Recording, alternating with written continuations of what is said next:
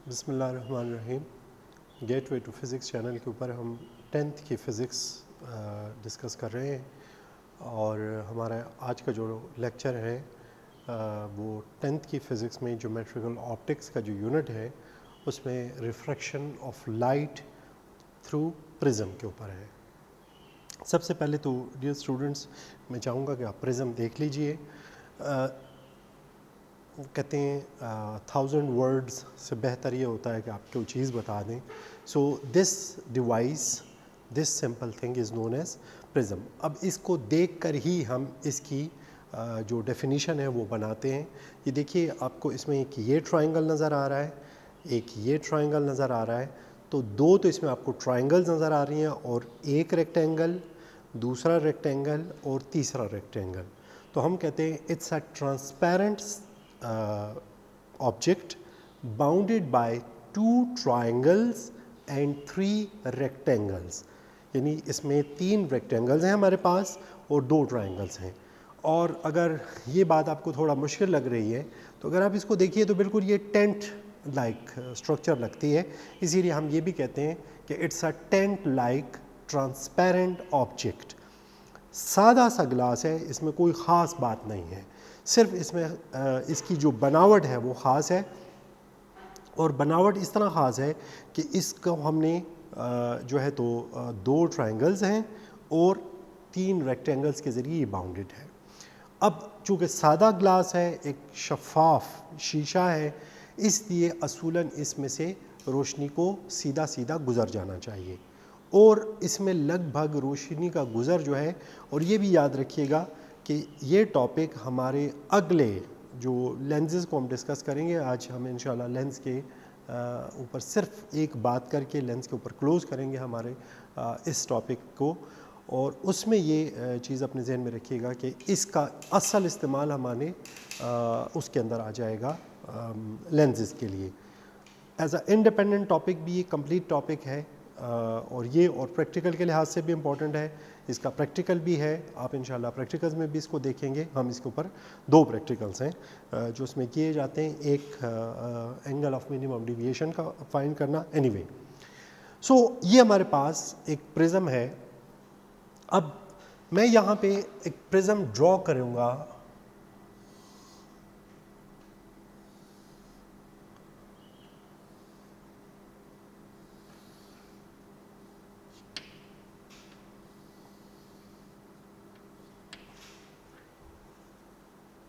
ये आप देख लीजिए कि ये एक प्रिज्म है जिसको हमने, अब मैं इसका सिर्फ ये साइड, क्योंकि यहाँ से मैंने लाइट को इसमें से गुजारना है तो इसलिए मैंने इसको यूं ड्रॉ किया। क्योंकि इसको अगर मैं सामने रख लूँगा तो वो आपके किसी फ़ायदे का नहीं रहेगा, इसलिए इसको हमने यूं ड्रॉ करना है। अब डियर स्टूडेंट, इसके अंदर अहम बात यह है कि आप परपेंडिकुलर को पहचानें कि इसमें परपेंडिकुलर यहाँ से एक रे ऑफ लाइट आ रही है।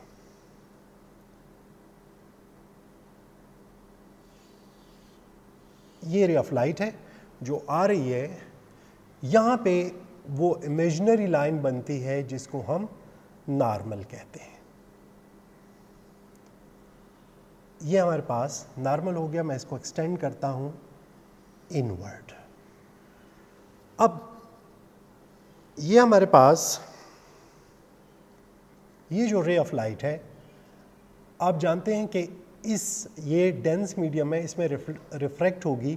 मैं सिर्फ एक डॉटेड लाइन ले रहा हूँ ताकि आपके जहन में इसका ओरिजिनल पाथ रहे कि ये इसका ओरिजिनल पाथ है। इसको थोड़ा और भी आगे लेके जाता हूँ क्योंकि मैंने इसको आगे यूज़ करना है।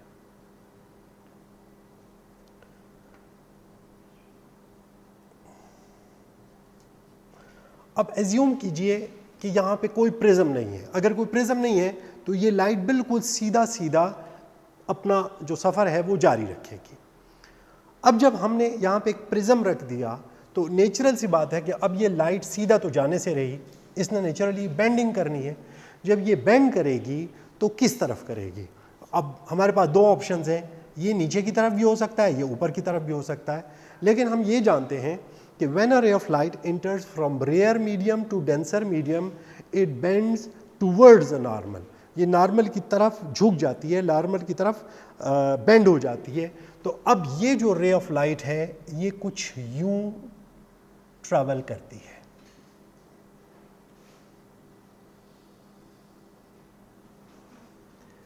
आप देख सकते हैं कि ये अपने असल मकाम से हट के नॉर्मल के, एन लिख देता हूं, नॉर्मल की तरफ बेंड हो जाती है। अब जब ये रे ऑफ लाइट बिल्कुल एज के ऊपर पहुंच गई तो अब क्या होता है, अब जरा गौर कीजिए, यहां पे मैं एक नॉर्मल ड्रॉ कर देता हूं।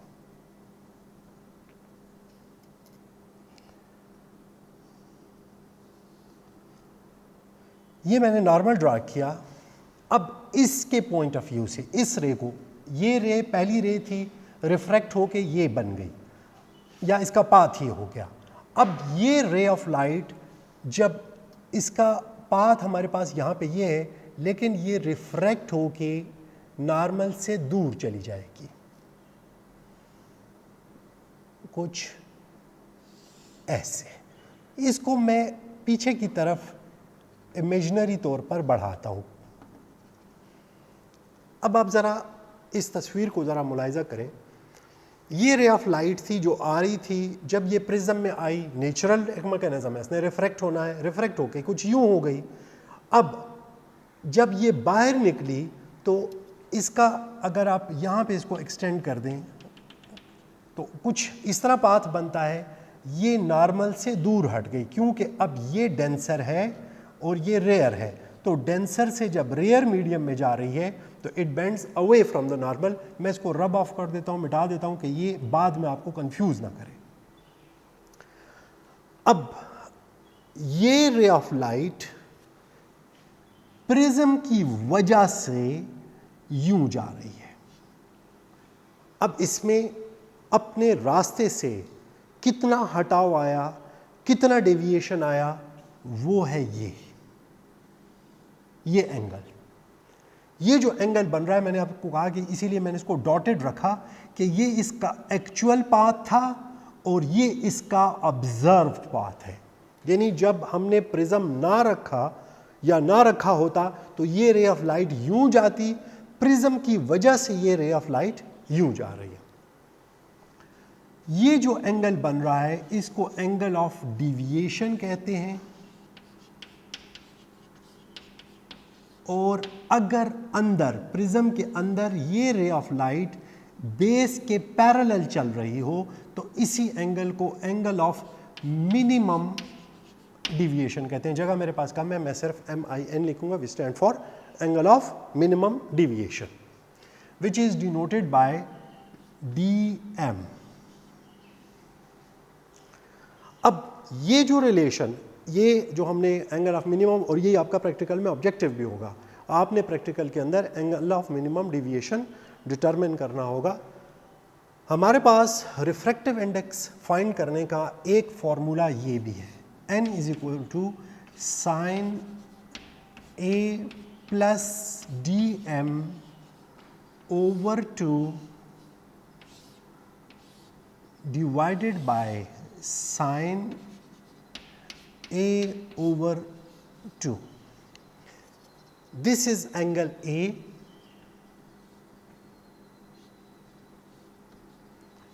अब चूंकि आप देख सकते हैं कि ये तीनों एंगल्स बराबर हैं तो in this particular case this will be 60 degree, क्योंकि आपको पता है ट्रायंगल में तीनों का सम 180 है।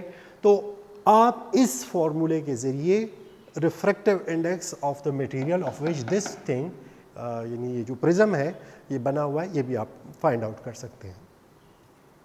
अच्छा, बुक में अभी इसके साथ छोटा सा एक टॉपिक और भी एडजेसेंट है, इसके साथ ही दिया हुआ है तो मैं इसके साथ ही मेंशन कर दूंगा, that is dispersion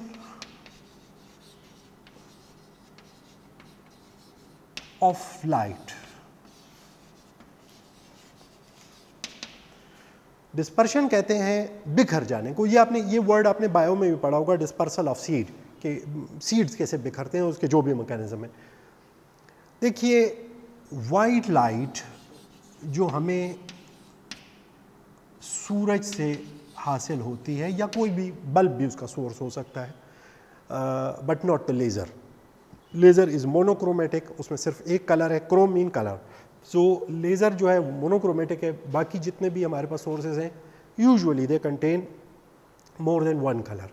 White light is made up of 7 colors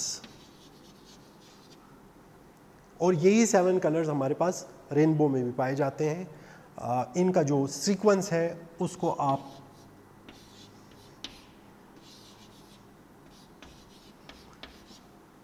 इसके ज़रिए याद रख सकते हैं। ये आपको उसका सीक्वेंस देता है, red, orange, yellow, green, blue, indigo and violet. इससे पहले जो लाइट है इसको इंफ्रारेड या IR कहते हैं रीजन, और वायलेट के बाद जो है उसको अल्ट्रा वायलेट या UV रीजन कहते हैं। ये रीजन विजिबल रीजन कहलाता है। अब जब ये याद रखिएगा कि ये लॉन्गेस्ट वेवलेंथ है और ये शॉर्टेस्ट वेवलेंथ है, ये स्मॉलेस्ट फ्रीक्वेंसी है और ये लार्जेस्ट फ्रीक्वेंसी है।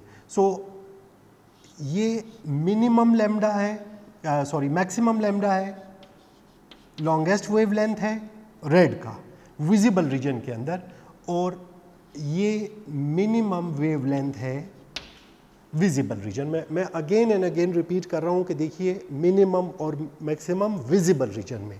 इससे भी कम रीजन के हैं, इससे भी ज़्यादा वेवलेंथ की हैं, वो रेडियो वेव्स हैं, हमने उनको डिस्कस नहीं करना। मैं सिर्फ यहाँ पे सिर्फ जो चीज़ आपके सामने, जब लाइट यानी जो कि 7 कलर से बनी हुई है, जब इसके ऊपर फॉल करती है तो उसके नतीजे में जिसका वेवलेंथ मैक्सिमम होता है उसमें सबसे कम बेंडिंग आती है।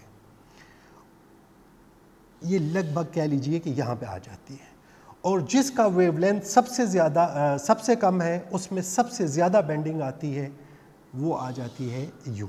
सो आपको यहाँ पे टॉप पे रेड मिल जाएगा और सबसे नीचे वायलेट मिल जाएगा।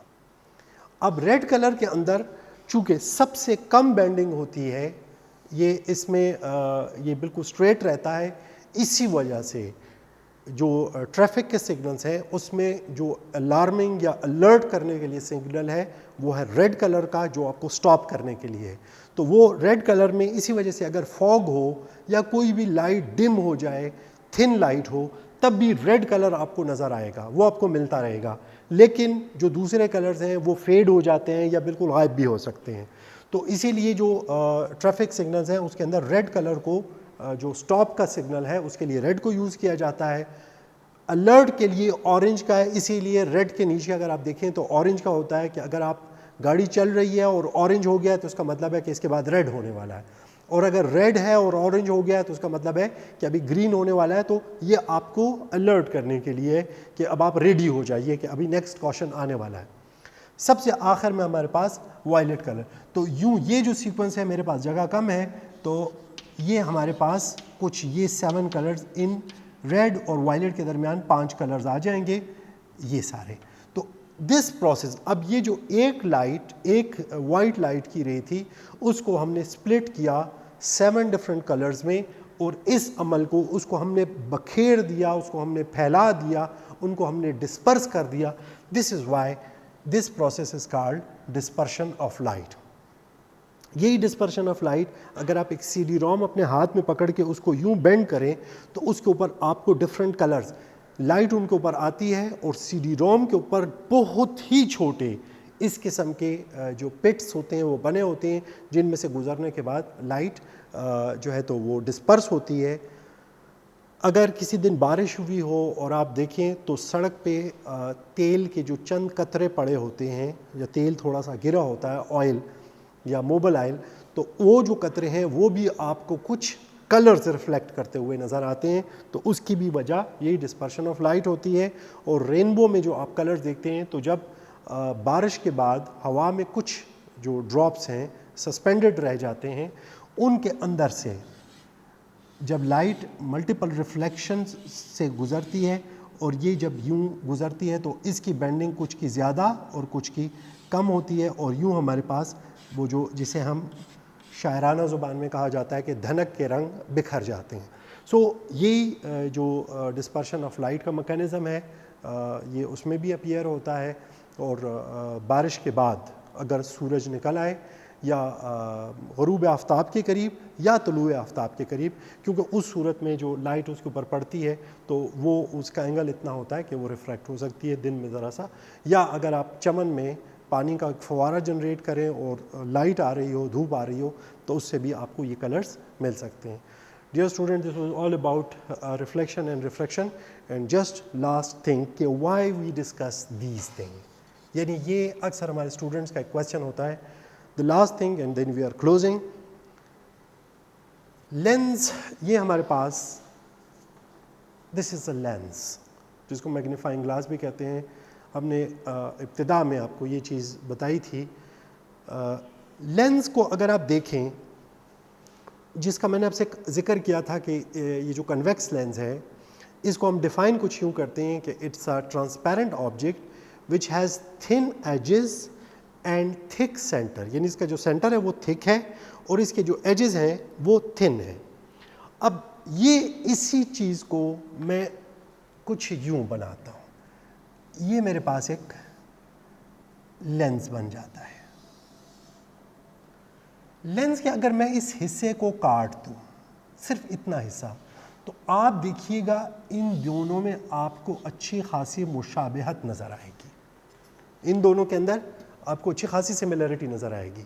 सो अब अगर आप ये देखें कि ये जो इसका अपर हिस्सा है ये लगभग, और अगर मैं इसको इधर से भी काट दूं तो मुझे ऐसा कुछ नज़र आता है जैसे दो प्रिज्म मैंने ऊपर तले एक दूसरे पर रख दिए. अब इससे जो लाइट थी वो कुछ इधर चली गई, तो इससे जो लाइट है वो कुछ यूँ आ जाएगी, और आगे क्या होगा वो इंशाल्लाह हमारा नेक्स्ट टॉपिक इस बॉडी को या इससे जो उलट है या लेंसेज जो हैं, इंशाल्लाह हम लेंसेज पे गुफ्तगू करेंगे. Till then wish you best of luck. Thank you.